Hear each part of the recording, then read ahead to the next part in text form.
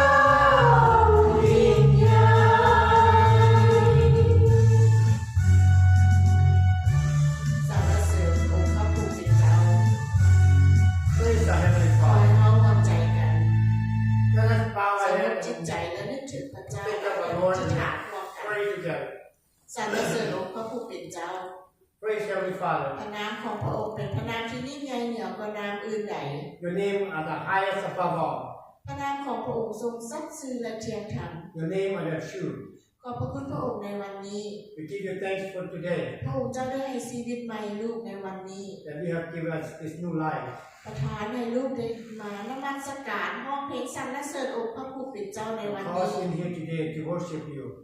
ยอดพระคุณและความรักของพระผู้เป็นเจ้า But because of your love and mercy. ต่อไปนี้ขอพระวิญญาณบริสุทธิ์ทรงสวมทับลูกในเวลานี้ Now may the Holy Spirit cover all of us in this ให้ room ลูกได้ today. เข้าใจพระธรรมที่เลิศลับของพระผู้เป็นเจ้า That we can understand all your message. และลูกเชื่อว่าพระองค์เจ้าจะประทานสติและปัญญา And we know that you will give us wisdom and knowledge ประทานพระธรรมที่เลิศลับของพระองค์ to understand all your ให้ลูก sacred ได้เข้า message ใจ and understand. ลูกขอบพระคุณและสรรเสริญในพระนามพระเยซูคริสต์เจ้าเอเมน We praise in Jesus' name our Lord. Amen. ต่อไปขอเชิญทุกคน Please นั่ง let everybody sit down. ต่อไปอ่านพระคัมภีร์ภาษาลาวขน้อยภาษาอังกฤษเอง We're going to have scripture reading in English is by Mr. Andrew Rice and in Laos by Mrs. Deep Kum.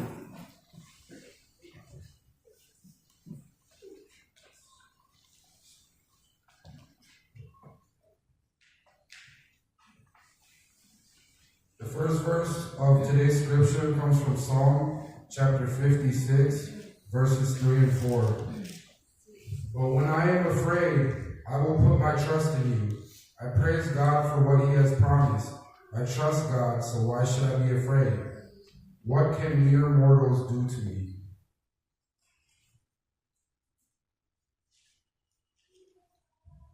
And then the second verse of today's scripture comes from Isaiah chapter 41, verses 9 and 10. I have called you back from the ends of the earth, saying, You are my servant, for I have chosen you, and I will not throw you away. Don't be afraid, for I am with you. Don't be discouraged, for I am your God. I will strengthen you and help you. I will hold you up with my victorious right hand. และขออ่านเพลงสรรเสริญบทที่56ข้อ3 4หัวข้อกล่าวว่าข้าพเจ้าอธิษฐานที่ไว้วางใจในพระเจ้าข้าแต่พระเจ้าขอทรงโปรดเมตตาข้าน้อยเพราะถูกศัตรูโจมตีและข่มเหงเรื่อยมาคู่ต่อสู้ของข้าน้อยก็โจมตีอยู่ทุกวันมีด้วยกันหลายคนที่ต่อสู้ข้าน้อยอยู่เอซายาห์บทที่41 9-50หัวข้อกล่าวว่าพระเยซูพระเจ้าให้ความมั่นใจทราบอิสราเอลเขาได้นำพวกเจ้ามาจากที่สุดปลายแผ่นดินเขาได้เอิ้นพวกเจ้ามาจากที่สุดทุกมุมโลกและกล่าวว่าพวกเจ้าคือผู้รับใช้ของเฮาบ่เคยปะทิ่มและเลือกเอาพวกเจ้าไว้แต่เลือกเอาพวกเจ้าไว้เฮาบ่เคยปะทิ่มแต่เลือกเอาพวกเจ้าไว้พอเฮาอยู่กับพวกเจ้าฉะนั้นอย่าสู่ย่านกลัวอย่าสู่ย่านสิ่งใดๆเฮาคือพระเจ้าของพวกเจ้าเฮาจะช่วยสู้ให้พวกเจ้าเข้มแข็งเฮาจะปกปักรักษาช่วยพวกเจ้าให้พ้นขอบพระคุณพระเจ้าขอทุกคนลุกยืนขึ้นเพื่อการอธิษฐานถวาย Let's all stand up and sing and special song and do some offering. สรรเสริญองค์พระผู้เป็นเจ้า Praise our Heavenly ขอบ Father. พระคุณพระองค์เจ้าในวันนี้ We give you thanks for this day. พระองค์เจ้าได้ประทานเรียกการงาน You have given us the job, ชีวิตในครอบครัว life, and a loving family, ชีวิตในการดำรงชีวิตประจำวัน and the life that we go through every day. ทุกอย่างที่ลูกมีในวันนี้ Everything that we have today. ล้วนแต่มาจากพระเจ้าพระบิดา And it's all because of you. ขอบพระคุณพระองค์สำหรับความทรงซึ้งยินดี Give you thanks for joy and happiness. ขอบพระคุณพระองค์ที่ลูก ได้มีครอบครัวในพระคริสต์ในวันนี้ Give you thanks for this loving family from the church.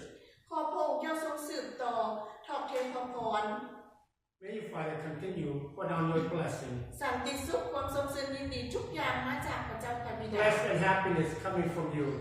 ขอพระองค์เจ้าทรงปกปักรักษาคุ้มครองในชีวิตการดำรงประจำวัน May Father continue to protect us นำ and ทางลูก guide ไป us ทางที่ชอบธรรมอยู่เสมอ and lead us to the righteousness. สู้กำลังลูกในการทับไส้องค์พระผู้เป็นเจ้า Give us strength to continue to serve you. ลูกสรรเสริญลูกขอบพระคุณในพระนามพระเยซูคริสต์เจ้าเอเมน We praise you and thank you in Jesus' name, our Lord. ขอ Amen. เชิญทุกคนนั่งลงต่อไปนะคะพิเศษ Please sit down. We're going to hear a special song from Mrs. Donna from Queen. พระเยซูคือคำตอบ Jesus is the answer.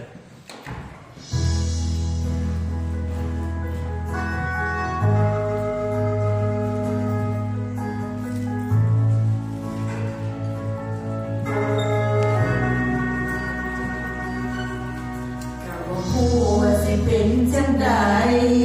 ถ้าบ่มีใครเข้ามาเลี้ยวแลนี่วันที่เอาประเสริฐกับความอ่อนแอจนจะพ่ายแพ้นั้นมันแสนจะอื่นรนมาพบกับพระเยซูจากชีวิตที่เหมือนจะพังได้มีความหวังและได้พบกับหลังชีวิตก็ยังพร้อมที่จะก้าวไปพระองค์คือลมหายใจให้เราได้เดินสู่ต่อจากชีวิตที่เคยย่อท้อให้ดีขึ้นมาพระเยซูคือคำตอบให้เราได้พบกับชีวิตใหม่ได้พบความหวังและกำลังใจที่บ่มีผู้ใดจะเป็นเหมือนองค์พระเยซูจะไม่กันแค่บ่มีผู้ใดที่จะยอมให้ทรงเป็นอยู่เพราะพระเยซูเป็นความหวังและกำลังใจ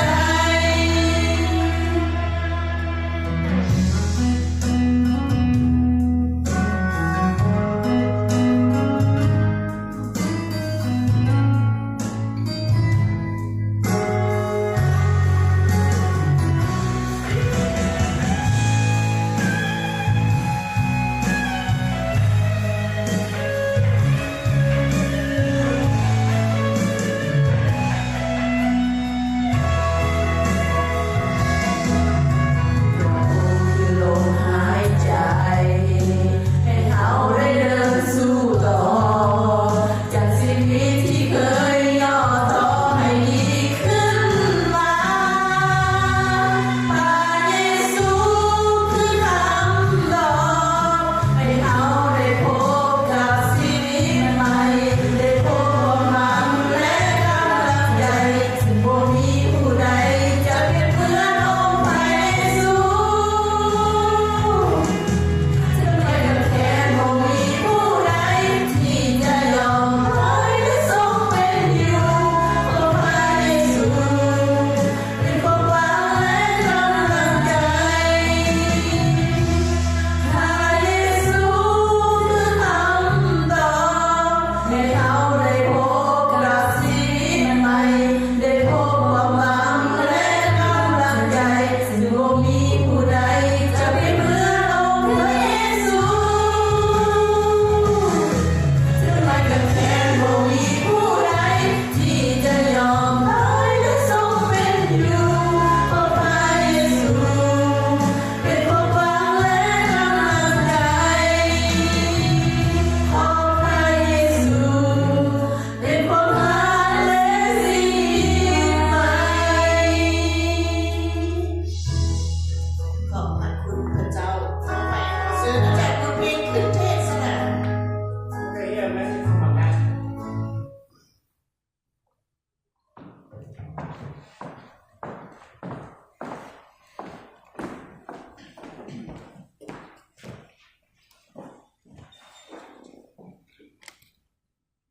สวัสดีพ่อแม่พี่น้องทุกๆคน Good morning church วันนี้อาจารย์จะบอกพี่น้อง น้องทุกคนเป็นคนที่น่ารักของพระเจ้าขอพระเจ้าอวยพรพี่น้องทุกคน Amen. Today I would like to tell all of you you are lovely people of God because God bless each one of you every day Amen พี่น้อง Amen มื้อนี้พวกเรามีแขกพิเศษที่ได้มาร่วมนมัสการกับพวกเรานั่นคือพระบิดาเจ้านั่นคือพระบุตรของพระเจ้าคือองค์พระเยซูและพระวิญญาณบริสุทธิ์ของพระเจ้าได้เสด็จลงมาจากสวรรค์มานมัสการร่วมกับพวกเราในวันนี้เองพี่น้อง Today we have special guests to come to worship with us. He is our Father in heaven and the Son of Man Jesus Christ and the Holy Spirit of God. They came from the heaven and joy to worship with us today. Amen. Thank God for this. มื้อนี้อาจารย์ก็ขอบพระคุณพระเจ้าและขอบใจนำพี่น้องทุกคนที่ได้เข้ามานมัสการพระเจ้าร่วมกัน Today I give thanks to God and thank you to all of you to come to worship God together. Let us pray. พระเจ้าพระบิดาผู้รู้โภชนะสรรเสริญและขอบพระคุณพระองค์ของทั้งพระบุตรและพระวิญญาณบริสุทธิ์ของพระองค์เจ้าซึ่งได้ร่วมนมัสการกับผู้รู้ในวันนี้ Father, we give thanks to you and praise to you that you come to join us to worship today with your Son Jesus Christ and the Holy Spirit of God. พระเจ้าพระบิดาขอให้การนมัสการในมื้อนี้เป็นที่พอพระทัยของพระองค์เถิด Father, may today worship be present to you. พระเจ้าพระบิดาขอให้พระธรรมคำสอนในมื้อนี้ผู้ใดที่ได้ยินได้ฟังก็ขอได้นำเอาไปใส่ในชีวิตประจำวันโดยเถิด Thank you, Father, for your words and your teaching. Whoever hear and listen may use for everyday life. ขอบพระคุณสำหรับพระพรในพระสันติสุขที่พระองค์ทรงประทานให้กับผู้รู้ Thank you for your blessing and peace you give to all of us. ผู้รู้ร่วมกันภาวนาอธิษฐานมายังพระนามขององค์พระมหาเยซูคริสต์เจ้า Amen. We pray together in your name Jesus Christ our Lord. Amen. วันนี้อาจารย์จะแบ่งปันเกี่ยวกับเรื่องอย่าย่านเลยแม่นบ่ Today I will share about do not afraid. อาจารย์จะเริ่มอยู่ในพระคัมภีร์เพลงสรรเสริญบทที่5ข้อที่3และข้อที่4อาจารย์เสว่า What? Sorry. I'm trying to fix something. What? I will begin in the book of Psalms, chapter 56, verse 3 to 4. Please look at on the screen, Pastor. ในพระคัมภีร์เพลงสรรเสริญบทนี้พระวิญญาณบริสุทธิ์ได้นำอาจารย์ได้เข้าใจ3อย่างด้วยกันคือ In the book of Psalms, the Holy Spirit guide me to understand 3 things. ในข้อที่1ฤทธิ์อำนาจของพระเจ้า Number 1, the power of God. ข้อที่2อยู่ในพระเจ้าความย่านหมดไป Number 2, in God all fear disappear. ข้อที่3พระเจ้าทรงสัญญา Number 3, God promise to all of us. วันนี้มาว่าในข้อที่1ฤทธิ์อำนาจของพระเจ้า Now let's talk about number 1, the power of God. กษัตริย์ดาวิดนี่นะเราเห็นฤทธิ์อำนาจและความยิ่งใหญ่ของพระเจ้าเราเชื่อในฤทธิ์อำนาจและความยิ่งใหญ่ของพระเจ้า King David he saw the power and the greatness of God and he also believed the power and the greatness of God ดังนั้นกษัตริย์ดาวิดนี่นะจึงบอกมนุษย์ทั่วทั้งโลกร่วมกับพวกเราอยู่ที่นี่ให้รู้จักเกี่ยวกับเรื่องฤทธิ์อำนาจและความยิ่งใหญ่ของพระเจ้า So that King David he told an entire world including all of us in here to know about the power and the greatness of God พ่อแม่พี่น้องที่อาจารย์เชื่อหมดชีวิตในฤทธิ์อำนาจและความยิ่งใหญ่ของพระเจ้า My beloved I believe all my life about the power of God and the greatness of God เพราะหลายสิ่งหลายอย่างเกิดขึ้นในชีวิตของอาจารย์ก่อนอาจารย์จะกลายมาเป็นศิษยาภิบาลฤทธิ์อำนาจของพระเจ้าทำลายทุกสิ่งทุกอย่าง Because so many happened in my life before I became the pastor but the power of God destroyed everything for me I didn't have to do anything but the power of God and the greatness of God He did for me thank you God for this ดังนั้นวันนี้อาจารย์จึงอยากถามพี่น้องSo today I would like to ask all of you sorry for this มีผู้ใดแน่ๆเอาที่เคยเห็นฤทธิ์อำนาจและความยิ่งใหญ่ในชีวิตของพี่น้อง I would like to ask all of you any of you have seen the power and the greatness of God in your life raise your hand please Wow all of youและอาจารย์อยากถามพี่น้องว่าพี่น้องเชื่อบ่ว่าฤทธิ์อำนาจของพระเจ้าเฮ็ดได้ทุกสิ่งทุกอย่างเชื่อ And I would like to ask all of you again do you believe the power of God can do everything for you Do you believe it Yes thank God for this และอาจารย์ก็เชื่อว่าฤทธิ์อำนาจของพระเจ้าเฮ็ดได้ทุกสิ่งทุกอย่างบ่มีสิ่งใดจะยากสำหรับพระเจ้าแม่นบ่ฟังสิ Do it.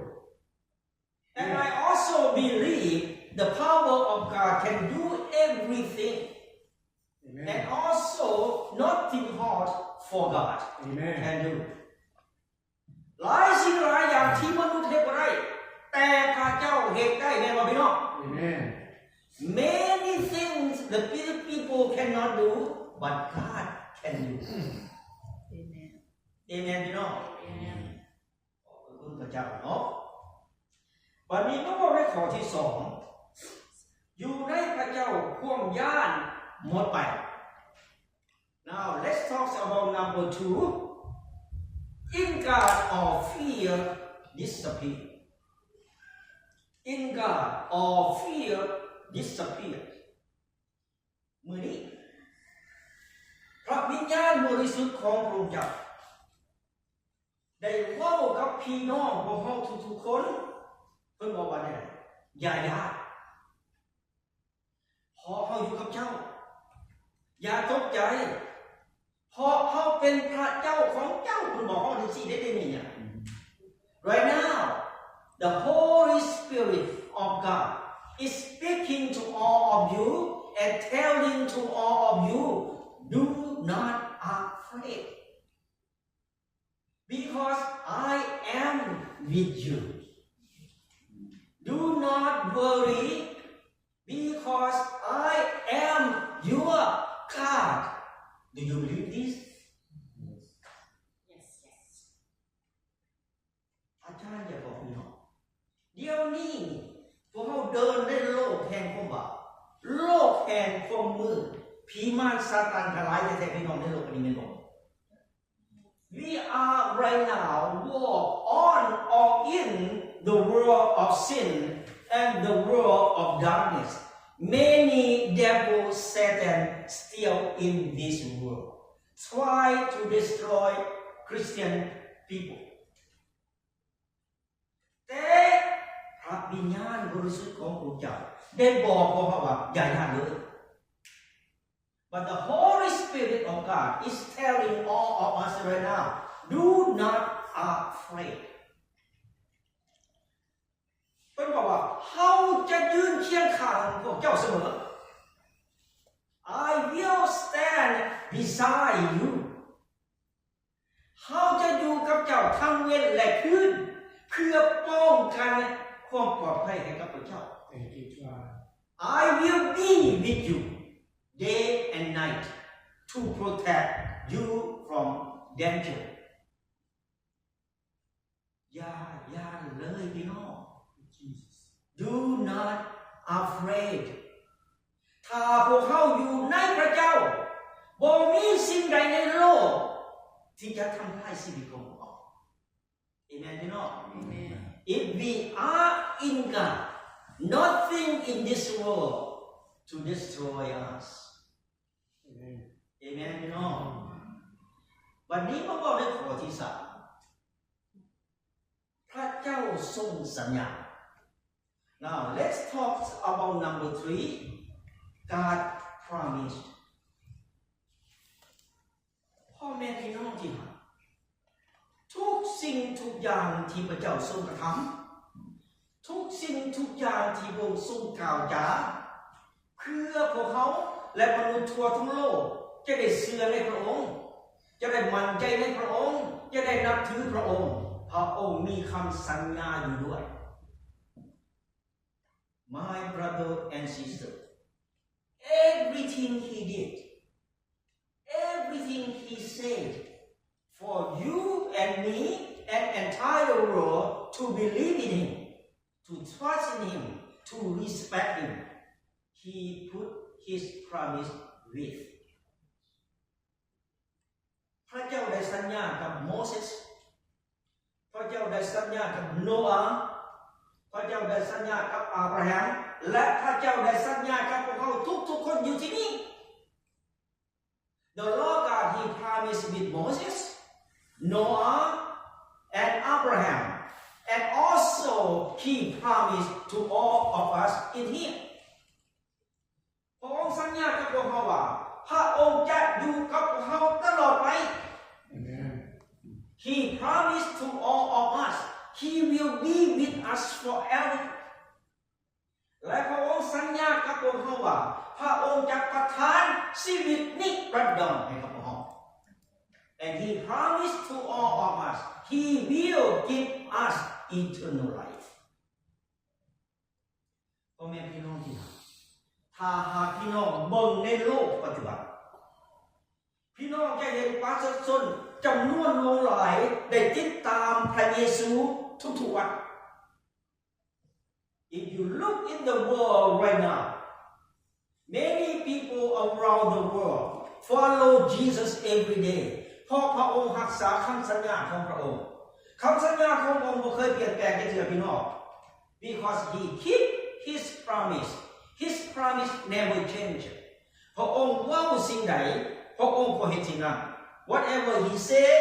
he follow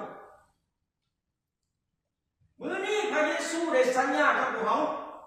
Today the Lord God Jesus Christ he promised to all of us พระองค์อยู่ที่ใดพวกเขาก็อยู่ที่นั่นกับพระองค์แม่นบ่พี่น้อง Amen. Where he is we are with him องค์พระเยซูอยู่ไสล่ะ This one Where is Jesus in heaven. Jesus in heaven we are with him in the heaven after the end of this life Amen. Amen พี่น้องบัดนี้ให้พี่น้องได้เปิดมาอยู่ในพระคัมภีร์เอสายาห์บทที่41ข้อที่9ถึงข้อที่10 Now please turn to the book of Isaiah chapter 41 verse 9 to 10 Thank you. I belong to go to the screen, okay? Look at on the screen. ในพระคัมภีร์เอสายาห์บทนี้นี่พระวิญญาณบริสุทธิ์ได้นำอาจารย์3อย่างด้วยกัน In the book of Isaiah, the Holy Spirit guide me to understand 3 things. 1. พระเจ้านำพวกเขามาจากสุดปลายแผ่นดิน ข้อที่ 2. พระองค์เป็นพระเจ้าของพวกเขา ข้อที่ 3. พระเจ้าทรงสวยพวกเขาบัดนี้เมื่อบอกในข้อที่ 1 พระเจ้านำเอาพวกเขามาจากสุดปลายแผ่นดินโลก Now let's talk about number 1. God brought us from the ends of the earth. ทำไมไกลแต่พี่น้อง ยังใกล้อยู่จ้ะ การพระเจ้านำเอาพวกเขามาจากสุดปลายแผ่นดินโลก ว้าวคือว่าไกลแต่พี่น้อง He brought us from the ends of the earth. That's very far, right? Very, very far. Not from Wisconsin, though.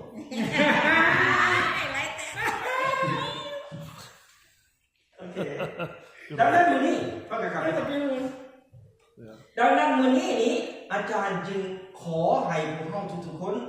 ได้ขอบพระคุณพระเจ้า Amen. สำหรับความรักของพระองค์ Thank you God. สำหรับความหยังสำหรับพระคุณของพระองค์สำหรับความดีของพระองค์ที่พระองค์ได้นำเอาพวกเรามาจากสุดปลายแผ่นดินโลก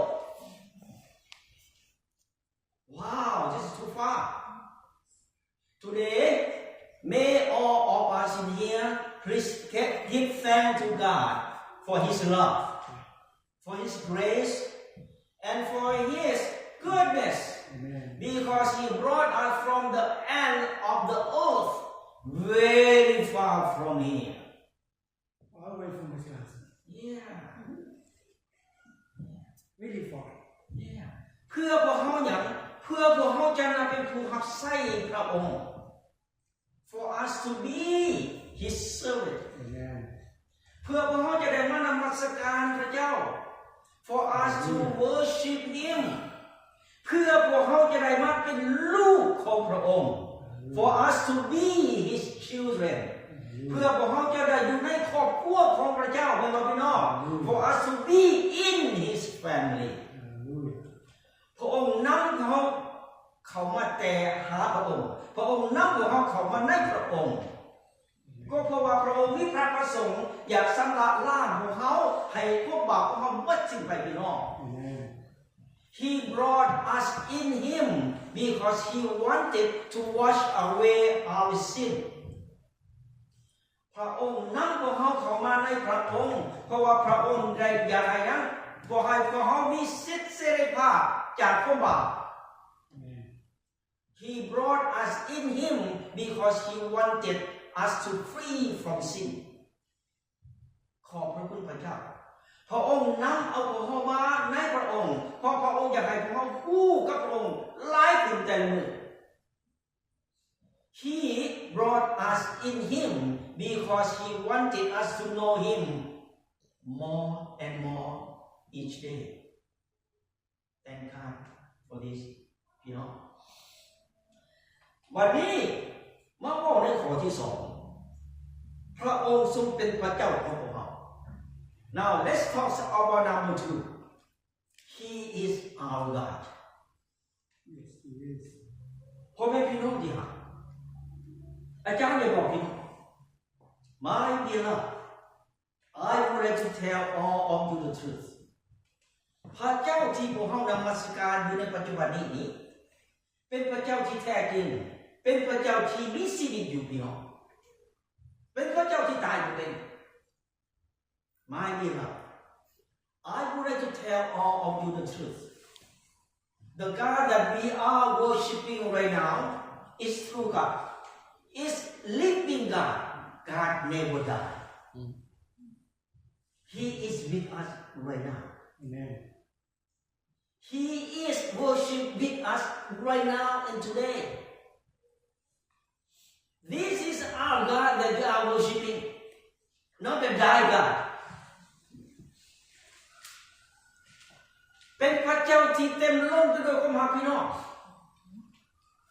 He is loving God. เป็นพระเจ้าที่รักมนุษย์ทั่วทั้งโลก He loves everyone in the world. เป็นพระเจ้าองค์เดียวเท่านั้นที่ยอมสละชีวิตของตัวเองเพื่อความบาปของมนุษย์ Amen. Only one God that sacrificed Himself for all people in the world for our sin. ดังนั้นพ่อแม่พี่น้องที่รักของพระเจ้าพระคัมภีร์จึงกล่าวอยู่เรื่อยๆพระองค์ทรงเป็นพระเจ้าของมนุษย์ทั่วทั้งโลกเป็นหรือเปล่า Therefore the Bible mentions about I am your God. I am the God of universe. Only one God ever. ดังนั้นพระคัมภีร์จึงสอนให้พวกเขาให้ฮักพระเจ้าของเจ้าด้วยสุดใจด้วยสุดจิตและด้วยสุดแนวคิดของเจ้าแม่นบ่ครับ Yes. Therefore the Bible is teaching all of us today and forever. Love your God with all your heart. Love your God with all your soul. Love your God with all your mind. I am your God. บัดนี้มาบ่ได้ข้อที่3 Now let's talk about number 3 พระเจ้าทรงสวยของเรา God help us มื้อนี้อาจารย์ก็อยากให้พี่น้องขอบคุณพระเจ้าเพราะพระเจ้าสวยของเราทุกสิ่งทุกอย่างอาจารย์หมายถึงทุกสิ่งทุกอย่าง Today I would like all of you please give thanks to God because He helped us everything. I mean everything. Not one thing. Everything. ดังนั้นอย่าเลยฟันสิอย่าเลย Never.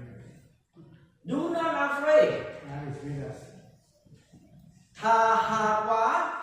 พี่น้องตกทุกข์ได้ยากขาดแคลนอาหารการอยู่การกินเขายังมีพระเจ้าช่วยเหลือของเขาอยู่ Amen. และพระเจ้าของเราเป็นพระเจ้าที่หั่งมีที่สุดในโลก Amen. Do not afraid, Fancy. If you became poor or lack of food, but we have God to help. Our God is God of wealthy in the universe. อย่าเลยพี่น้องถ้าหากพี่น้องขาดสติปัญญาพวกเขายังมีพระเจ้าที่จะช่วยเหลือพวกเขาอยู่เพราะพระเจ้าของพวกเขาเป็นพระเจ้าที่เต็มล้นไปด้วยพระสติปัญญาที่จะประทานให้กับเราเอเมนพี่น้อง Do not afraid if you lack of your wisdom or knowledge. We have God to help all of us in here because our God is God of wisdom and knowledge. He will give to each one of you. อย่าเลยถ้าหากเราอิดเมื่อยฟันซี่ขับรถ4 โมงเช้าเรายังมาโบสถ์ได้อยู่แม่นบ่ฟันซี่อย่าเลยฟันซี่ว่าเจ้าจะบดเหือบดแหงโอเคพอพระเจ้าจะช่วยเจ้าอยู่ Amen. พอพระเจ้าของพวกเราเป็นพระเจ้าที่มีความเข้มแข็งเป็นว่าแล้ว Do not afraid if you are weak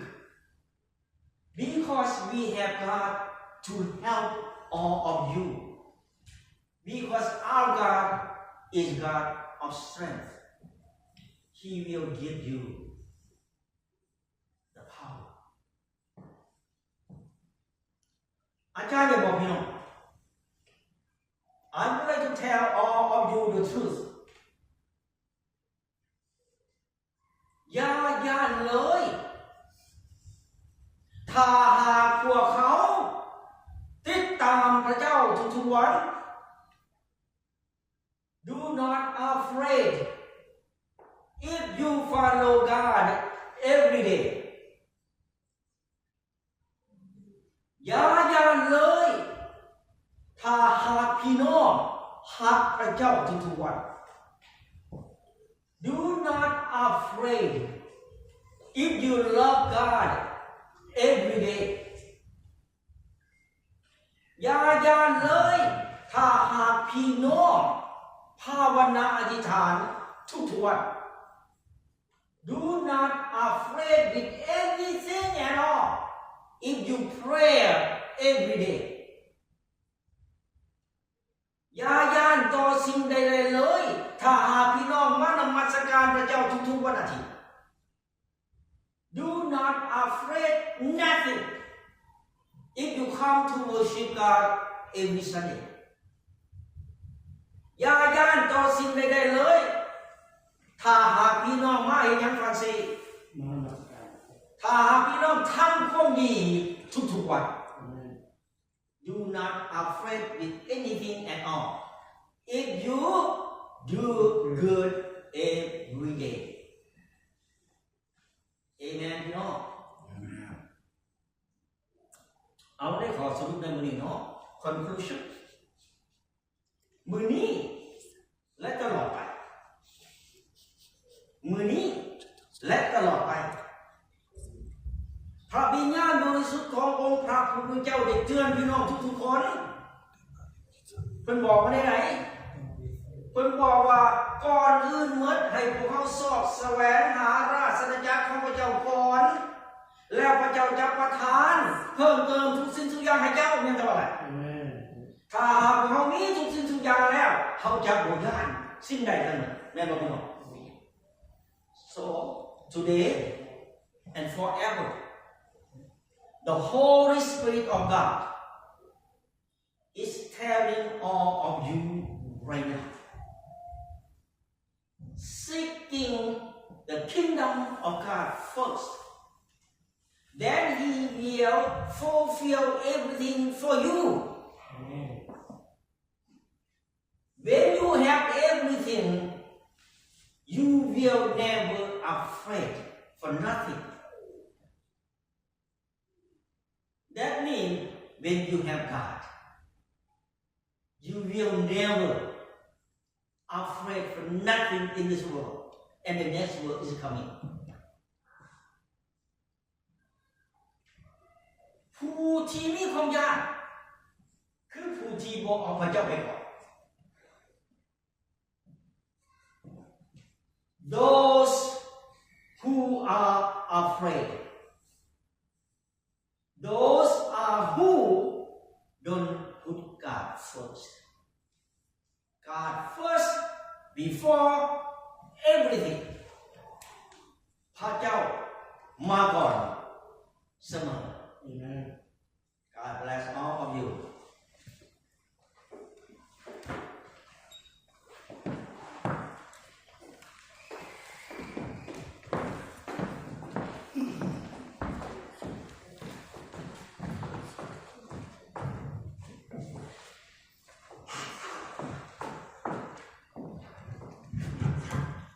เชิญทุกคนลุกยืนขึ้นห้องเองนมัสการพระเจ้า Let everyone stand up and sing in honor of our Lord. Remember God first.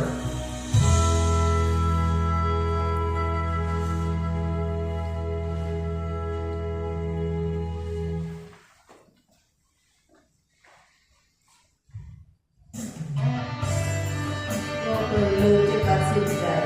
ให้ตัดสินใจเอาใส่กัน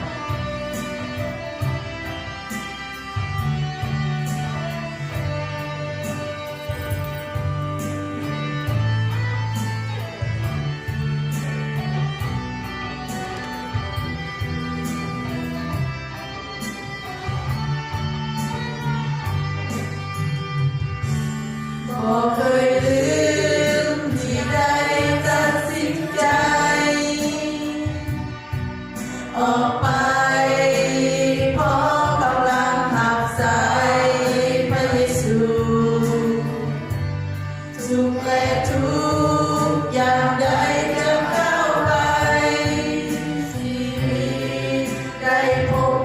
เห็นหอยยิ้มและน้ำตาว่าเขาจะอธิษฐานเพราะว่าเยซูสัญญาจะอยู่กับเขาตลอดเวลานำเขาไป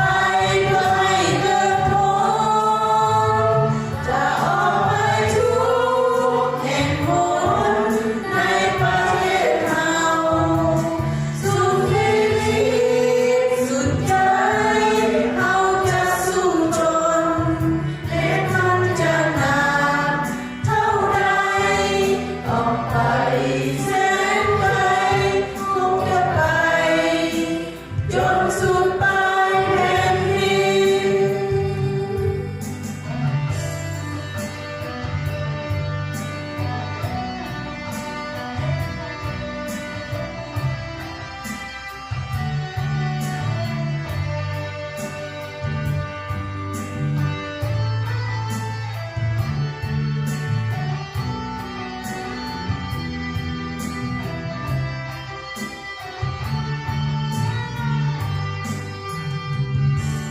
บ่เคยลืมที่ได้ตัดสินใจ ออกไปพร้อมกำลังหักใส่พระเยซูสุขและทุกข์อย่างใดจะเข้าไปชีวิตได้พบได้เห็นหอยยิ้มและน้ำตาว่าเขาจะอธิษฐานเพราะว่าเยซูสัญญาจะอยู่กับเขาตลอดเวลานำเขาไปเพื่อให้เกิดผลจะเอาไปทุกแห่งหนในประเทศเราสุดชีวิตสุดใจเขาจะสู้จนแม้มันจะนานเท่าใดต่อไปแสนไกลคงจะไปจนสุดปลายแผ่นดิน